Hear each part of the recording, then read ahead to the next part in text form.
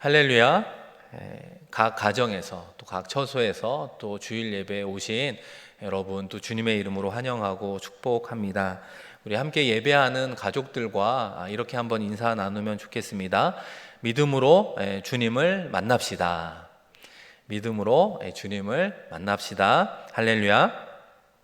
미국의 강철 왕으로 유명한 또 알려진 앤드류 카네기의 자서전에 보면 이런 내용이 있습니다. 그의 사무실 한쪽 벽에 그림이 하나 걸려져 있었는데 평생 그 카네기가 그림을 보았다라고 알려져 있습니다. 그 그림의 내용은 이런 거죠. 이 나룻배 하나가 이 썰물 때 빠져나가지 못하고 모래에 갇혀 있는 그림입니다. 우리 한번 화면을 보면서 그 그림을 함께 보면 좋겠습니다. 여러분 혹시 이 그림을 보신 적이 있으십니까? 그 그림 아래에 보면 붉은 글씨로 이렇게 쓰여져 있죠. 반드시 밀물이 온다. 그때 나는 바다로 나아가리라. 카네기는 이 그림을 일생 동안 소중히 보관했다고 해요. 그러면서 반드시 밀물때가 온다는 말을 생활 신조로 삼았다고 합니다. 그리고 그것을 믿었습니다. 더 나아가 그때 바다로 나아가려고 그 과정에서 최선을 다해 준비했다고 합니다. 훗날 그의 인생에서 밀물때가 찾아왔습니다. 그리고 준비한 것을 토대로 강철 시장에서 두각을 나타낸 것이죠. 결과적으로 우리가 잘 아는 것처럼 미국의 대표적인 강철 왕으로 불리게 되었습니다. 사랑하는 성도 여러분, 여러분은 이 그림을 보고 지금 어떤 생각, 어떤 마음이 드시나요? 혹시 지금 코로나 바이러스로 인해 내가 처한 상황과 매우 유사하다 이런 생각을 하지는 않습니까? 현상에서 내가 할 수 있는 것은 너무나 할 수 없는 일이 너무나 많다라고 하는 그 안타까움과 답답한 마음이 그림과 함께 여러분 느껴지지는 않습니까?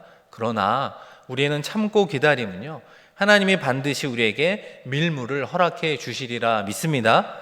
그 은혜의 때를 바라보면서 지금의 서킷 브레이커의 기간을 보내면서 그 가운데 최선을 다하는 저와 여러분 되기를 주님의 이름으로 축원드립니다. 여러분 그렇다면 우리가 그 기간을 신앙적으로 어떻게 보내야 될까요? 이 하나님과의 관계 속에 중요한 신앙의 요소가 믿음이라고 말할 수 있잖아요. 오늘은 그런 면에서 믿음에 대한 생각을 함께 나누어 보려고 합니다. 오늘 말씀에는 한 중풍병자가 등장합니다. 네 사람이 그를 메어올 정도로 그는 심한 중증 환자라고 하는 것을 알 수 있습니다. 그의 생각과 그의 의지대로 움직일 수 없는 그런 사람이라는 것이죠.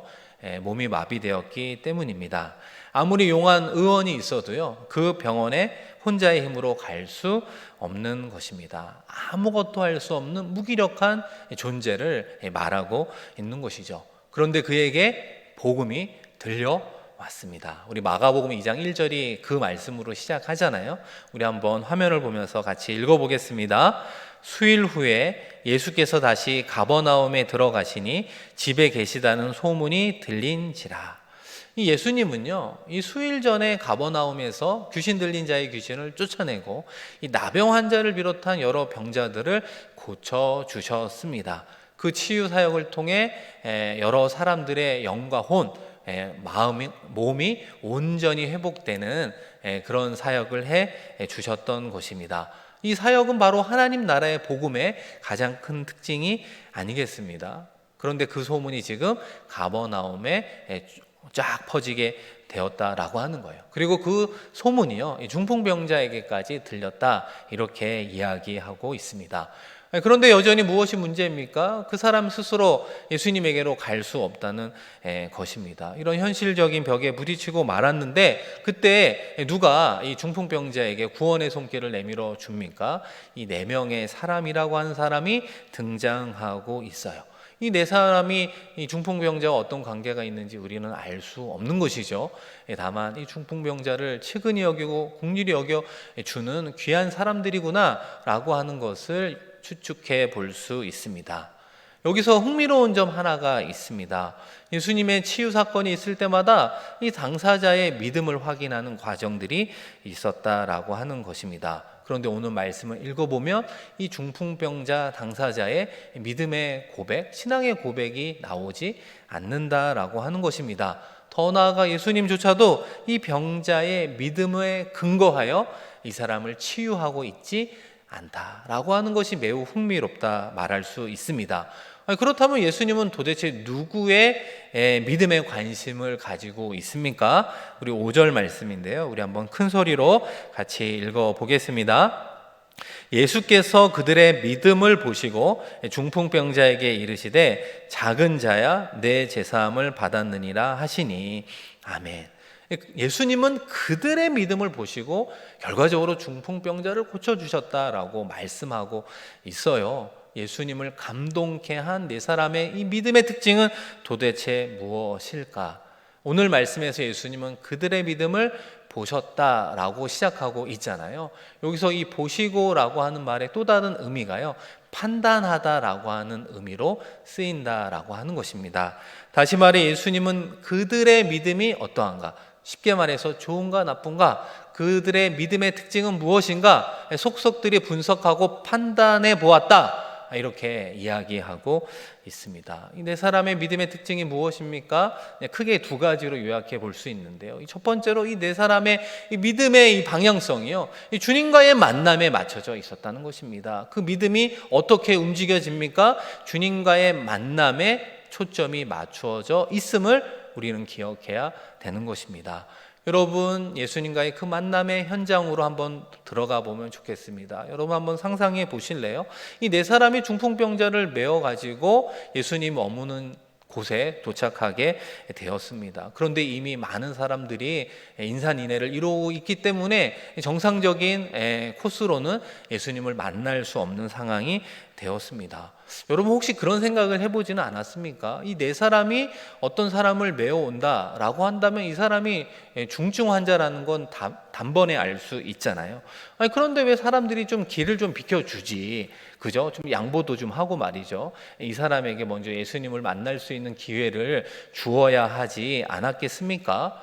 그런데 왜 사람들이 그런 어떤 미덕이라고 할까요? 그런 배려함이 없었을까? 이게 생각해 보면 예수님이 그 집에 왔다라고 하는 소문을 듣고 누가 가장 먼저 그곳에 몰려왔을까요? 건강한 사람일까요? 정상적인 생활을 하는 사람일까요? 흔히 말해서 부자, 이런 사람들이 예수님의 말씀을 들으려고 몰려왔을까요? 아마도 아니었을 겁니다. 예수님에게로 다가왔던 많은 사람의 공통점은 연약한 사람들이었을 것입니다. 때로는 정신적으로, 때로는 영적으로, 때로는 신체적으로 이 중풍병자와 버금가는 그런 중증을 앓고 있는 사람들이 결국 그 자리에 몰려왔다라고 생각해 볼 수 있는 거예요. 이 사람들이 지금 기다리고 있는 거예요. 예수님의 말씀 사역이 끝나기를. 끝나면 바로 달려가서 나의 문제를 좀 고쳐달라고, 치유해달라고 예수님을 만나려고 대기하는 상황이었다는 것입니다. 그런 면에서 네 사람이 여기서 1차적인 어려움을 겪게 됩니다. 그죠? 장애물을 만나게 되는 거예요. 네 사람이 아무리 선한 목적을 가지고 왔더라도 여기서 고민이 되겠죠. 안 되나 보다. 여기가 우리의 최선이고 한계인가 보다. 이렇게 생각하고 돌아갈 수도 있었잖아요. 그럼에도 불구하고 이 네 사람의 믿음의 특징이 무엇입니까? 주님을 만날 때까지 최선을 다하는 것이 그 믿음의 특징이라고 하는 것을 보게 된다는 거예요. 그래서 누군가가 아이디어를 낸 거죠. 정상적으로 못 들어가면 지붕으로 이 사람을 내려보자라고 한 것입니다.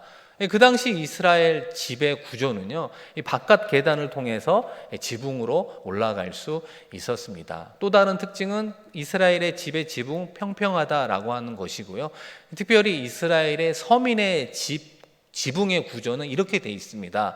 이 작은 나무 가지로 기초 작업을 하고요, 그 위에 지프를 깔입니다. 그리고 마지막으로 진흙으로 발라서 지붕을 완성하게 되어 있어요. 그래서 지붕을 벗겨내는 것이 그렇게 어려운 것은 아니었습니다. 그러나 그럼에도 불구하고 남의 집의 지붕을 벗겨낸다는 것이 쉬운 일이었겠습니까? 더 나아가 지붕을 벗겨내면 그 흙먼지가 그 집안에 떨어지게 되는 것이고 예수님의 말씀 사역에 방해가 되는, 그래서 요즘 말로 이야기하면 민폐 아닌 민폐를 끼칠 수 있는 상황이었습니다. 그럼에도 불구하고 네 사람의 믿음의 특징은 이 중풍병자가 주님을 만나야 된다라고 하는 그 분명한 초점을 가지고 최선을 다하는 대단한 용기를 보여주었다라고 하는 것입니다. 예수님이 그들의 믿음을 보고 무엇을 판단했겠습니까? 주님과의 만남에 최선을 다하는 모습을 보았다라고 하는 것이죠. 예수님 주변까지 가는 것에 만족하지 않았습니다. 예수님 근처에 서성이는 신앙의 자세로 만족하지 않았다는 것입니다. 예수님의 말씀을 그저 듣는 것에 머물지 않았다라고 하는 것을 이야기하는 것입니다. 사랑하는 성도 여러분, 그런 면에서 우리의 믿음의 특징은 무엇입니까? 우리의 믿음은 살아있습니까? 죽었습니까? 우리의 믿음이 살아있다면 그 살아 움직이는 믿음 어린 행동이 주님의 만남까지 우리로 하여금 움직이게 하고 있습니까? 지금 예배하는 이 시간 이 자리에서 내가 구원자 되시는 주님을 만나야겠습니다 라고 하는 믿음 어린 행동과 결의가 우리 가운데 나타나고 있습니까? 사랑하는 성도 여러분, 우리 모두는 이 서킷 브레이커의 연장이 되어서 6월 1일까지 다시 또 집에만 머물러야 되는 생활을 하게 됩니다. 이 어려운 시기 가운데 또 집안에 머무는 삶이 또 무료하고 답답한 그런 부분들이 있겠죠. 우리의 모든 삶이 정말 심플해지고 있구나라는 것을 생각하게 됩니다. 이런 가운데 가장 긍정적인 것이 무엇일까 생각해 본다면 우리 한 사람 한 사람이 주님과의 친밀한 만남을 가질 수 있는 상황으로, 그 환경으로 우리를 몰아가고 있다고 이야기할 수 있습니다. 그렇다면 우리가 살아있는 믿음을 가진 사람들입니까? 그렇다면 그 믿음을 가졌다면 여러분 골방으로 들어가십시오. 골방에 들어가는 발걸음이 우리의 믿음으로 나와야 한다는 것입니다. 그리고 그 자리에서 하나님의 말씀을 펴는 우리의 동작으로 나와야 되지 않겠습니까? 하나님을 찬양하고 말씀을 붙잡고 하나님 앞에 기도하는 그 음성이 들려 나오는 저와 여러분이 되기를 주님의 이름으로 축복합니다. 이 기간 가운데 주님과의 친밀한 그 만남이 우리의 믿음을 통하여 이루어지길 간절히 소망합니다. 두 번째로 이 네 사람의 믿음 속에 나타난 특징은 무엇이었겠습니까? 그죠? 이 과정을 통해서 예수님께로 데려오는 가운데 앞서 말씀드린 이 만남에 초점을 두었지만 이 과정 가운데서는 힘들고 어려웠던 일들이 많이 있었습니다. 그럼에도 불구하고 네 사람이 그저 합의하여 한 마음으로 이 모든 것을 이룰 수 있었던 공통적인 이 마음, 정서라고 할까요? 그것은 이 환자를 긍휼히 여기는 마음이었다는 겁니다. 그죠? 불쌍히 여기는 마음, 안타까워하는 마음, 그죠? 그런 사랑 어린 애정과 그런 희생과 수고가 있었기 때문에 이 모든 과정에서 만나는 어려움을 극복할 수 있었다, 이렇게 표현할 수 있는 것입니다. 사랑하는 성도 여러분, 이 사람에 대한 이 사랑의 감정이나 애통해 하는 이런 마음은요, 이 성도의 필수적인 정서이지 않을까요? 여러분 왜 그렇습니까? 우리가 어떻게 하나님의 자녀가 되었죠? 예수 그리스도의 보혈로 우리는 구원받은 하나님의 자녀가 되었습니다. 이 하나님의 보혈이요, 우리의 머리부터 발끝까지 흘러가고 있어요. 단순히 우리의 육신만 덮고 있는 것이 아니라 그 보혈이 우리의 생각과 우리의 마음과 우리의 심령을 적시고 있지 않습니까? 그렇다면 우리의 보혈로 우리의 모든 것을 변화시켰다면 어려운 사람을 보면 우리도 긍휼한 마음이 들어야 한다는 것입니다. 나보다 불쌍한 사람을 보면 마음 아파할 줄 알아야 한다는 것이죠. 누군가가 슬픔을 토하며 이야기하면 우리도 같이 마음 아파하며 울어주어야 하는 것이 아닙니까? 때로는 불의한 일로 화를 내기도 한다면 우리도 함께 화를 내주어야 하지 않겠습니까? 우리 예수님은요, 죄인들과 함께 하셨어요. 그들과 희노애락을 함께 하셨음을 우리는 알 수 있습니다. 여러분 그렇습니다. 예수님께서 이 네 사람의 이 믿음의 이 방향성, 이 주님과의 만남에 초점을 두었을 뿐만 아니라 그 과정 속에 긍휼과 자비와 불쌍히 여기는 마음으로 나에게 오왔던 그 모든 것을 보아주시고 그 믿음을 판단하시고 그 사람의 믿음을 보아서 이 중풍병자의 죄를 용서해 주시고 그 병을 고쳐 주셨습니다. 할렐루야. 사랑하는 성도 여러분, 그렇다면 이 나를 위해 헌신하며 또 수고하는 이 네 사람은 누구일까? 우리가 한번 적용하며 생각해 보면 좋겠습니다. 저도 이 말씀을 준비하면서 제가 싱가포르 한인교회에서 담임 목회한 지 한 2년 7개월이 지나고 있는데요. 이 목회하는 가운데 긍정적인 요소, 이 선한 영향력을 끼치고 있는 부분이 있다면 그것은 아마도 우리의 저의 목회와 가족과 이 교회를 위해서 중보 기도하는 사람 때문이 아닐까. 그래서 그런지 주변에서 목사님의 목회를 위해서, 교회를 위해서 기도하는 분들이 많이 있으신가 봐요. 이런 이야기를 또한 듣게 된다는 것이죠. 이 동일한 맥락에서 그 네 사람이 누굴까 이렇게 생각해 보면 단번에 떠오르는 분들이 있어요. 그것은 저희 부모님, 아버지와 어머니, 또 처가의 장인어른과 장모님이다라는 생각이 들어요. 이 네 분들이 매일 새벽마다 새벽 제단을 쌓으면서 저와 가족과 이 건강과 이 교회와 목회를 위해서 날마다 기도해 주고 있음을 우리는 알 수 있습니다. 통화할 때마다 기도하고 있다라고 하는 말이 얼마나 큰 위로와 힘이 되는지 모르겠습니다. 생각해 보면 이 부모님들이 자녀들을 위한 그 기도가 가장 간절하잖아요. 마음을 다한 기도가 또 어디가 있겠습니까? 그런 기도를 통해서 목회가 이어져 가고 있구나 생각해 보게 됩니다. 동일한 맥락에서 여러분을 위한 그 네 사람은 누가 있습니까? 혹시라도 여러분이 이곳에서 생활 가운데 하나님의 은혜를 힘입고 있다고 생각한다면 그것은 여러분을 위해서 누군가가 중보기도 하고 있음을 반드시 기억하기를 바랍니다. 한 걸음 더 나아가 우리가 그런 은혜를 입은 사람들이라면 이제는 우리도 누군가를 위한 그 한 사람이 되어야 하지 않겠습니까? 인생의 가장 큰 축복은 만남이라고 하잖아요. 좋은 만남은 또 다른 좋은 만남을 낳기 때문입니다. 중풍병자는 네 사람의 믿음 덕분에 예수님을 만났잖아요. 예수님을 만남으로 말미암아 그는 육체의 문제뿐만 아니라 영혼의 문제까지 치료를 받았습니다. 그런 의미에서 우리가 다른 사람들에게 베풀 수 있는 최상의 선행이 무엇입니까? 이 하나님 나라의 복음을 전하는 거죠. 예수님을 만나도록 돕는 것이다 라고 말할 수 있습니다. 그 과정에는 무엇이 따릅니까? 우리의 희생과 우리의 수고와 우리의 헌신이 뒤따르게 되는 것입니다. 사랑하는 성도 여러분, 우리가 윌링하츠 영상을 보았습니다. 싱가포르의 어두운 그늘 가운데 많은 이들이 함께 식사조차 제대로 하지 못하는 사람들이 생각보다 많구나라는 것을 보게 된다는 것이죠. 그들은 여전히 우리의 도움을 필요로 하고 있다는 것입니다. 그런 의미에서 우리 싱가포르 한인교회도요, 이 디아코니아 부서 안에 윌링하츠로 섬기는 분들이 있습니다. 특별히 음식을 배달하는 딜리버리 서비스를 하면서 하나님의 사랑을 그들에게 전하고 있는 것이죠. 특별히 코로나19로 대면 접촉이 좀 어렵잖아요. 물론 이제 윌링하츠 봉사는 정부의 허락을 받아서 지금도 계속해서 이루어지고 있지만 이 대면 접촉이라고 하는 어려운 상황 가운데 정말 주님 사랑하는 마음으로 그 현장에 달려가는 많은 분들이 있습니다. 우리가 기억하면서 그들의 건강과 안전을 위해서 기도해 주시고 그 귀한 만남이 단순히 한 끼의 식사를 해결하는 것으로 그치는 것이 아니라 그 사랑의 만남을 통해 그분들이 예수님을 만날 수 있도록 우리도 힘을 모아 중보 기도해 주시면 좋겠습니다. 사랑하는 성도 여러분, 우리는 정말 살아있는 믿음을 가졌습니까? 우리의 믿음의 초점이요, 주님을 만나는 데까지 이루어지기를 소망합니다.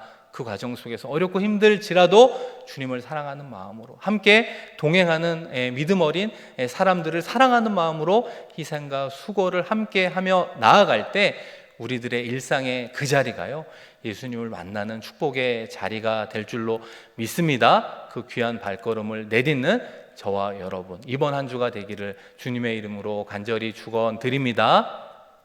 우리 이 시간 말씀을 기억하며 한 1분 동안 같이 기도했으면 좋겠습니다.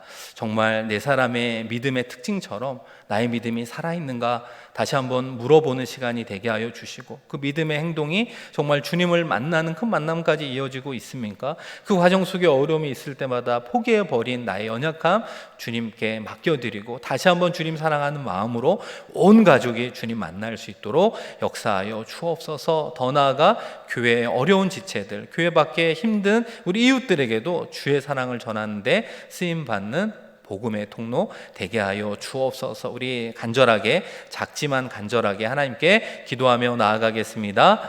하나님 아버지, 복된 주일을 허락하여 주시고 다시 한번 주님 앞에 나와 예배하게 하시니 고맙고 감사합니다.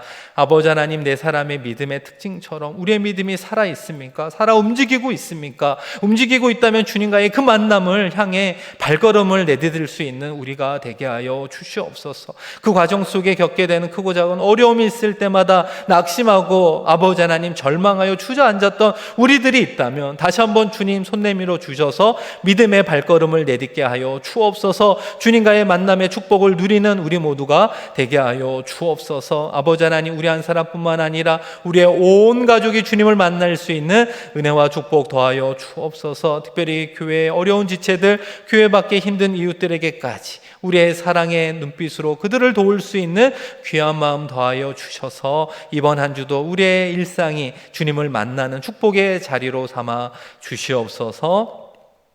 사랑의 주님, 우리 가운데 큰 믿음을 허락해 주셔서 주님을 만날 수 있는 그 축복의 삶을 살아가게 하여 주시옵소서. 우리의 주변에 바라보며 나아갈 때 크고 작은 일로 낙심하고 절망한 이들이 있습니다. 그들에게 도움의 손길을 내밀 수 있는 우리가 되게 하여 주시고 그 가운데 우리의 마음속에 국률함과 안타까움을 더하여 주시옵소서. 부족하고 연약하지만 우리를 통해 모든 이들이 주님을 만날 수 있는 복음의 통로가 되게 하여 주시옵소서. 그 주님과의 만남을 통해 우리의 영과 혼과 몸이 온전케 되어 우리의 모든 삶의 자리에서 하나님의 나라를 온전히 경험하게 하여 주옵소서. 감사드리며 귀하신 예수 그리스도의 이름으로 축복하며 기도드립니다. 아멘.